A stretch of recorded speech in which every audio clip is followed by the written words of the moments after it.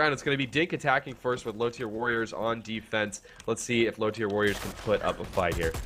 Watching Cynical out of the gate here, looking for that initial grenade going into the MG room, and not a whole lot of connection, but there is a few people. I think it's a 2-3 split to the right side in the MG room here, and he's facing down a few opposition there. We've got first respawn coming up here already. 3 down on the LTW side as he's just dragging them up, holding down this area and just opening up angles for everybody else. But here comes a nader on the attacking side. It's actually going to be Gazi. Yeah, actually, They've managed to take this over. And get a clean wound there from DiNK. I mean, I think LTW did their best to try and put up a fight, but that gate push just went like clockwork for DiNK. Completely wiped him out. MG closed up, and now they're just establishing a spawn camp here. And I don't see LTW making their way back to the objective anytime soon. They got to work as a team if they want to make it back in here, but they are pushing in not as a team at this point in time. Coming through under the bridge and over the top, but not really coordinated, and that's going to be the first objective, folks. Wow. First push, immediate plant. Yeah. Can't Yeah, say I gotta I'm call too out surprised here. I gotta call out the positioning of DiNK. Like, their teamwork is really, really on point, especially when it comes to their positioning. You can see every time, you know, they know where the enemies are coming, obviously, but they set up in such a perfect crossfire. No one is going to put out any friendly fire damage. They're all able to get like a clear view of, you know, the route that the defenders are taking, and just there's no way you're going to win that, especially with that kind of coordination. So. It's time for second chances here with the second objective, though. So hopefully LTW can get themselves established. Then again, level 7s, I mean, it is not a lot of hope, which you can't blame them. They're obviously very new. Well, it looks like we're going to be making a push downstairs immediately here. I mean, they had a really good opportunity to push right through the gate after that first blow, but they're taking a little bit of time here and might get stuck here at the gate controls just a little bit. And my God, solid defense so far here. It's worth pointing out that we've actually got Sappy Poems playing as a proxy. They just got taken on down. There's just grenades flying everywhere down here. But Sappy Poems is getting back up. And, you know, proxy, when the game first started, you know, enemy territory, I've always enjoyed the proxy mine games the most, and proxy, you know, not being in competitive is always maybe a little bit sad. I don't think LTW is really going to be able to maybe push her into that spotlight, but we get to see her at least for a little bit here. And LTW is saying, hey guys, you know what, we might have the big disadvantage here, but we're going to at least show some signs of life and push you off this objective. Your 5-man push is shut down, so back to the drawing boards for DiNK as they do move back towards the train. And it looks like they have 4 people right on the objective. I'm just scratching my head wondering where are LTW. 2 of them coming from the spawn point. But yeah, they're coming in and it's 3 on 5. And I have a feeling this is going to go DiNK's way rather handily here. Although the spawn wave is coming up rather soon, so they do want to get the plant down sooner than later. Looks like they're going to be able to do just that, but here comes the spawn wave, Inferno. Yeah, actually, I have to commend LTW for that first initial shutdown of that push. Like, it was obviously a huge group push from DiNK, which in that tight corridor put them in just like a terrible position. There's a raining fire of explosive damage in there. That said, they kind of ended up changing it up, went the other way, and LTW was still sticking in that position. They lost complete objective control, and now they're completely locking this plant down. Still kind of a little bit of a stagnant fight here, but DiNK still coming out with the kills. And that's a fight that, you know, they could have probably gotten that train plant a lot sooner, but they really wanted the switch. It's a switch that they might not even really need because they have not been pushed off of this defensive position on the objective yet. Now we're about to see this thing blow. We've got one more chance for somebody to get in from LTW and make this happen. It's going to be up to Sappy Poems if anybody, but they're too far. And honestly, DiNK just has a fantastic position here. So there's the blow, and we're going to see this final objective get started here with just under 11 minutes left on the clock. Oh, and a quick word from Bitey. This is actually DiNK versus Paragon, not LTW. Oh, yes. Well, the bracket lied to me then. I will change that. Yes. Alrighty then. Apologize for that, folks. We are just working out the kinks. We did just get started, so thanks again for sticking with us here. None of them are tagged. And it looks like we might be having a pretty quick first round here. Again, not all that unexpected. Nice coordination by DiNK.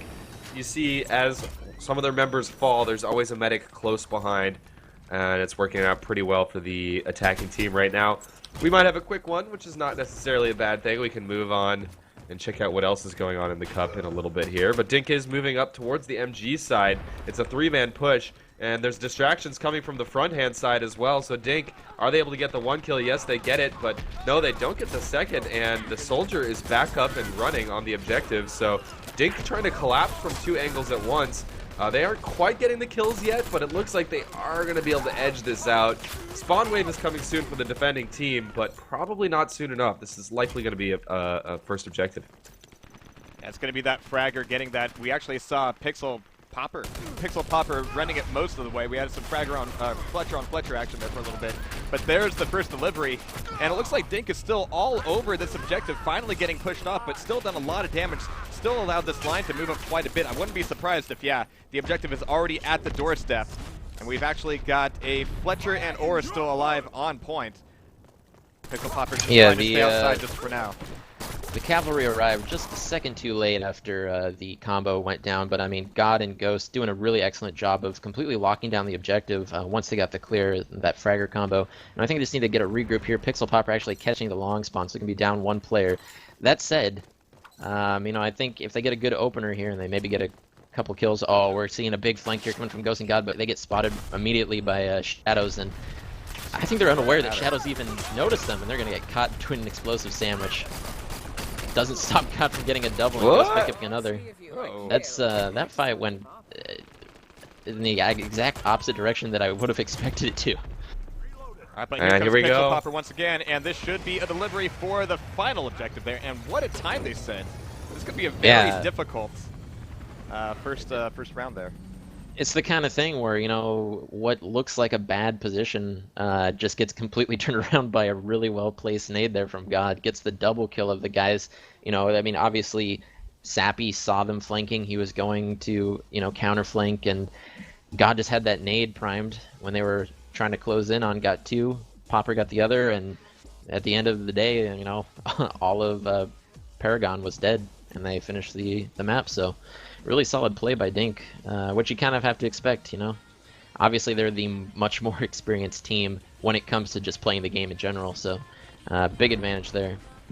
You know what? My only hope and my only message to Paragon here is thanks for taking a leap of faith and joining the Cup. You might be a little bit inexperienced, but I don't want that to discourage anyone from participating in competitive dirty bomb action here. Again, this first stage is a Swiss style, which means that you're going to have an opportunity to play a whole swath of teams, regardless if you win or lose. So plenty of opportunities to grow as a team, gain experience, gain cohesion. So thanks for signing up and thanks for playing, even though you might not be experienced. There's plenty of other teams and players around this level that I'd love to see jump into the action as well. So we have switched sides, obviously, and it's going to be up to Paragon to see if they can push in and beat that incredible time. You know, insider tip here, guys, it's not going to happen. I mean, it was an insane time set there. We have half of the map time knocked off. We've only got Sappy Shadows left alive here as a Nader, a decent angle for sure. Tries to go for the martyrdom as well, but that's going to be a full reset there. And maybe another push to the right-hand side, up the steps once again, or maybe even under the bridge. Always a favorite of mine, keeping my eye on Frighten right now. As an Aura with a shotgun just trying to move it up, but is pushing way up past the rest of Aura's team, and is going to be the first to go down. So the medic being the first to die, never really exactly what you want. Leaving Cynical by himself to try to hold us off and hopefully not catch a long spawn. Oh, that long spawn is imminent, and especially when you got Pixel Popper popping heads. Cynical gets a kill there, but yeah, he ends up going down eventually, and kind of disappointing. They did get full control of the gate side. Unfortunately, the proxy was distracted in the duel. Didn't really get any build on that. They could have closed the gate in their initial push. Now it looks like we're going to see Sappy on the rep here, but by himself, he's likely going to get pushed. Come on, teammates, help him out. Well, he got the gate closed at the very least, so that's going to allow a little bit more pressure allowed on this side. They can maybe hold up there. They've got Aura. They've got 2 engineers, actually, with Proxy and Fletcher there. Neither of them are exactly very tanky, though. In fact, they don't really have many tanky classes up there at all, so we're already knocked down only Sappy Wiz and Sappy Shadows. A Fletcher Nader team that could potentially make this pull happen, but it's going to be real tough. Yeah, they definitely have the right idea, but man, Pixel Popper's just racking up the kills left and right. I was just seeing the sniper kills coming out of him just constantly. Every single push, he's getting 1 to 2 kills, sometimes 3 kills. I mean, Pixel Popper is just going insane right now with the Sealy. And he's about to catch a Riverside push here, possibly. Oh, they're just cutting the corners pretty tight, so I don't think he's going to be able to see him. Yeah, and again, folks, if you're new to Dirty Bomb, you always need to be pushing as a team. Again, this is 5v5 competitive here, so team damage is on.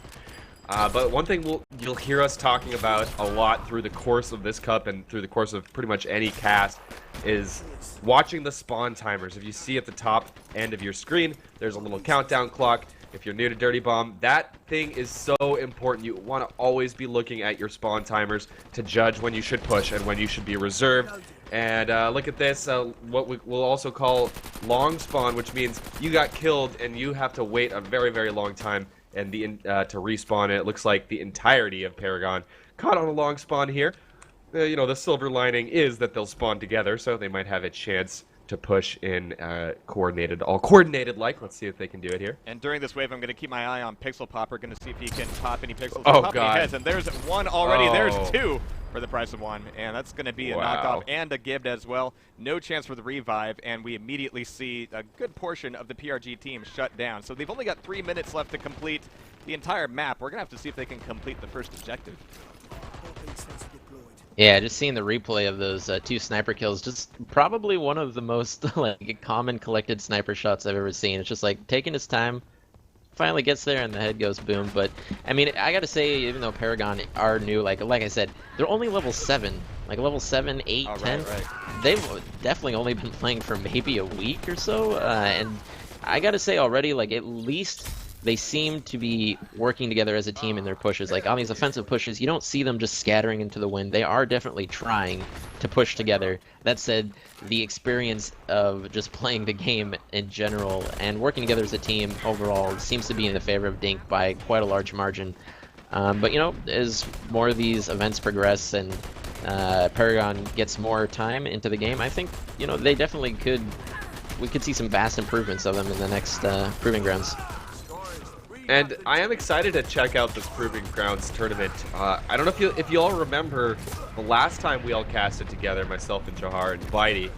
We checked out the North American Cup, and some of the most fun games to watch out of the entire cup were actually not the top tier teams. It was the medium tier teams going at it. That's when we saw really the most exciting stuff happen. Really interesting changes in the meta. Everyone's trying out Rhino. Everyone's switching up, you know, using Phoenix, using all the different mercs. So I think we might see that again here. That's what I'm hoping for, at least.